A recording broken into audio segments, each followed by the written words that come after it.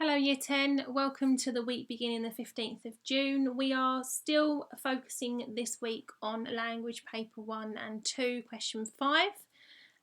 You're probably thinking why again? These are the reasons for this.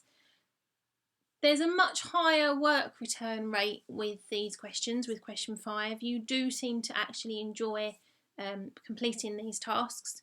And the importance of this question is often unrecognised by students, and it's actually really, really important because a lot of the time, if not most times, it will pass or fail the paper for you. So because it's worth 40 marks, it's 24 marks for content, which is what you write, and 16 marks for spelling, punctuation and grammar, and 25% of your overall GCSE language grade. It actually will make a difference as to whether you pass or fail your language grade and you get your GCSE or not. So it's really important that you focus on this question a lot, which is why we're giving this to you again. Plus, obviously, you enjoy it and you appear to.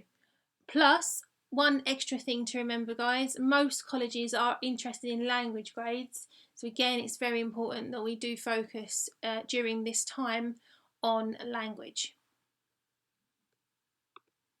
Okay, so first up is a description based on the image you can see in front of you. Okay, so you've got to think about the image in front of you. Have a good look at it. Now, you're probably thinking, well, what do I do first? And this is what I would suggest you do. You divide your picture up so you're focusing on individual pieces of the photo. So even in the exam, obviously don't draw all over your image, but think of it in terms of sections. Different squares show different things. So for example, top left, you've got the image of the sky. Think about how gloomy, grey, dark, ominous it may look. Then obviously you've got the images of the birds in the bottom middle, and you then might focus and zoom in on different aspects of those creatures and so on, thinking about the contrast between the blue and the grey and the depth that might show as well. So it's about zooming in on individual parts of an image when you're asked to describe an image rather than looking at it as a whole, okay, and thinking about ways in which you can focus and zoom in on different parts of it. So your task then, to help you, is to imagine that you're stood here. You list 3 things that you would see, smell, hear and touch. So 3 for each. 3 for see, 3 for smell, 3 for hear and 3 for touch. So again, thinking about possibly the image in front of you in terms of what you can actually physically see, the colours, the awe that you might actually be feeling by looking at certain parts of it, the sound you might hear, the echoes you can hear in the distance, or the silence that actually you can hear that's so deafening that it actually makes it sound almost eerie to be stood there and taking it all in. I'm not going to read every single idea, but just based on what I've just said, some ideas for what you can see, smell, hear and touch. Things like ice, glaciers, icebergs, icicles, to smell the lifeless ice, the bitter cold. You know, if something's really cold, you can almost smell it. You might hear the ice blocks crashing, the wind howling, animals screeching. Again, thinking about touch, the perishing cold, the wind, the lifelessness. Okay, this idea that you can almost touch nothing because everything is lifeless. So again, just thinking about some of those ideas there that will help you. And then to help you a bit further, this is my opening. The cold was biting. It wasn't the type of cold that I would have called biting back home. It wasn't your average chilly, windy, typical British weather sort of cold. It was piercing, cutting, bitter, stinging, raw cold. My bones were shivering. I could feel them violently trembling beneath my skin, trying fruitlessly, to keep me warm. So again, you're thinking about the bringing your vocabulary to life, thinking about the use of your semicolons after back home, the use of the listing, piercing, cutting, bitter, stinging, all these images that are created with their vocabulary. And again, thinking about your bones were shivering, it personified, it's bringing it to life, making it sound really bitter and dark and menacing. You've also then got a success list, a few ideas you can again use with different language devices.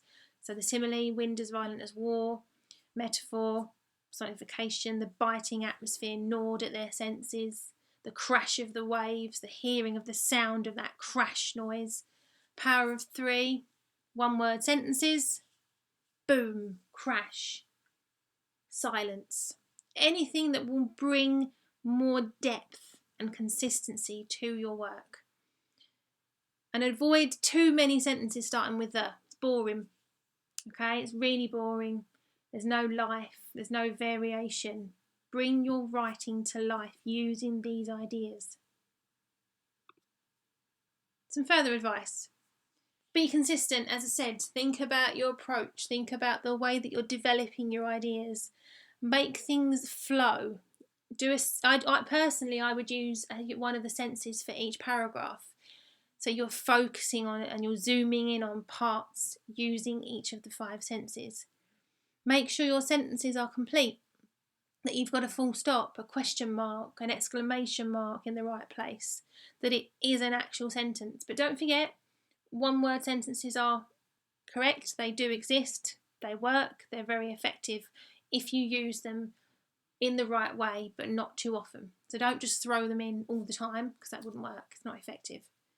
Don't create characters. Imagine only yourself in the scene. Imagine you're zooming in on those parts I showed you earlier with the squares. Use connectives to help organise your work. However, suddenly, on the other hand, don't just state things, describe them.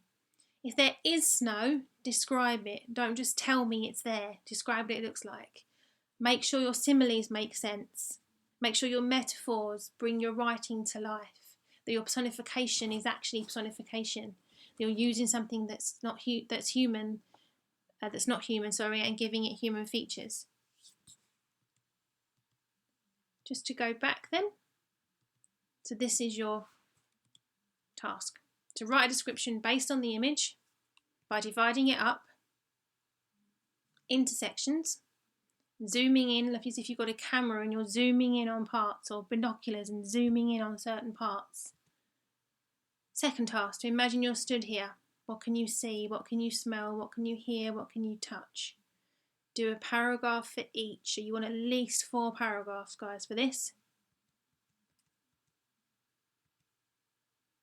Second task. This is your second task. Climate change is the most important issue facing the planet. We must act to reduce greenhouse gas emissions before it is too late. Write a speech persuading people to change their lifestyles and help reduce emissions. So you're persuading, look at it, okay? A speech persuading people, the public, to change their lifestyles and help reduce emissions. So remember, Paul or Paul, the purpose. Why are you writing? You're writing to persuade. Audience, who is it for? People, the general public, everybody. Language, always formal, always standard English, no slang. Layout, letter, article, speech. Remember, look at it, it's a speech. Persuading people to change their lifestyles. Quite appropriate, I think, in this current climate. Think about the way your lifestyle has changed, how you're reducing emissions by not getting public transport, by walking more, by not driving very often, not going out in the car with your parents, not getting petrol, just walking, enjoying nature. Okay, so a couple of things to notice here. It is a speech. You've not been given a choice. You must persuade. Okay, so you have to give your viewpoint and make your viewpoint seem like the right one. So by the end, we're convinced that your viewpoint is what we need to believe in, that it's the right way forward, that we need to change our lifestyles because of global warming. Remember, you do have all week to do these things, to do task 1, description, and task 2, the write and to persuade speech. So do some online research, look into information regarding how the pandemic that we're currently experiencing has reduced emissions, greenhouse gases. Have a look, read up on it, see what you can do, how you can add certain anecdotes and facts and figures to make your writing more persuasive and make your speech come to life. Remember, it's a formal speech, so you must open with an appropriate introduction.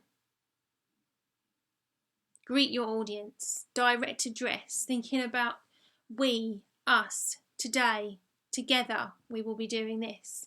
Don't overlook the importance of rhetorical questions to open and engage listeners. Have you ever considered the way that your lifestyle may affect the future generations and the way that greenhouse gases impact the environment? Those kind of things.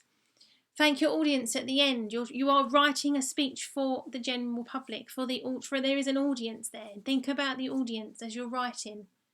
Directly address them, as I said. You, we, us, our, together, we can do this. Together, we're stronger. Together, we must. Think about that as well.